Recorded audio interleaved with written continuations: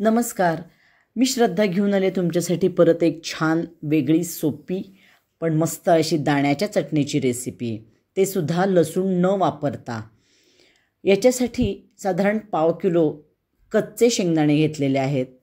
लोखंडी कढईत साधारण आपल्याला 10-12 मिनटं मीडियम गॅसवर भाजून घ्यायचेत.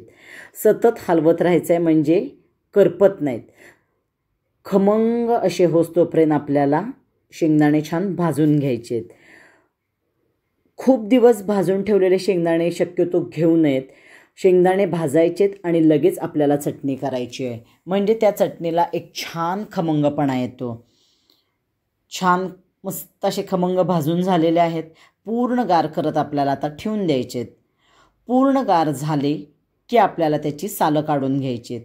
आता सरळ मी मस्त जमिनीवर पेपर टाकला आहे, त्याच्यावर आपण आता हे सगळं काम करायचं आहे. सगळी सालं काढून घ्यायची आहेत. त्याच्यानंतर आपल्याला लागणार आहे खलबत्ता, आणि खलबत्ता ठेवायला एक नॅपकिन घेतला आहे, त्याच्यावर आपण खलबत्ता ठेवायचा आहे. आणि आपल्याला आता छान मस्त कुटून घ्यायची आहे. कुटून केलेल्या चटणीला चव वेगळी येते. मिक्सरवर तुम्ही खूपदा केली तर त्याची अशी बारीक पूड होती. आता इथं थोडे दाणे घ्यायचेत, कुटून घ्यायचं आहे. त्याच्यानंतर इथं थोडं चवीपुरतं आता साखर घातलेली आहे. थोडे जिरे घालायचेत. मीठ घालायचं आहे थोडं चवीपुरतं. इथं काश्मीरी लाल तिखट मी वापरले, ते थोडंसं घालायचं आहे. आणि जरासं इथं आता तेल घालायचं आहे. इथं मी शेंगदाणा तेलचाच वापर केलेला आहे. आणि आता परत छान कुटून घ्यायचं आहे. असं थोडं थोडं थोडं बॅचेसमध्ये सगळी चटणी आपण कुटून घेणार आहोत. प्रत्येक वेळेला थोडं थोडं आपण आपल्या अंदाजानं तिखट मीठ घालत जायचं आहे. कुटायचं आहे आणि कुटून झालं की काढून घ्यायची पहिली बॅच आणि मग पुढची बॅच कुटायला घ्यायची आहे. अशी कुटलेली चटणी मस्त अशा गरम गरम पोळीबरोबर तूप, चटणी आणि पोळी खाऊन बघा, खूप सुंदर लागते. इथं लसणीचा वापर अजिबात मी केलेला नाही आहे.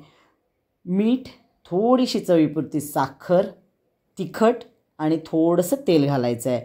आणि अशा प्रकारे आपण सगळी चटणी आता करून घेणार आहोत. ही चटणी नक्की करून बघा, तुम्हाला नक्की आवडेल.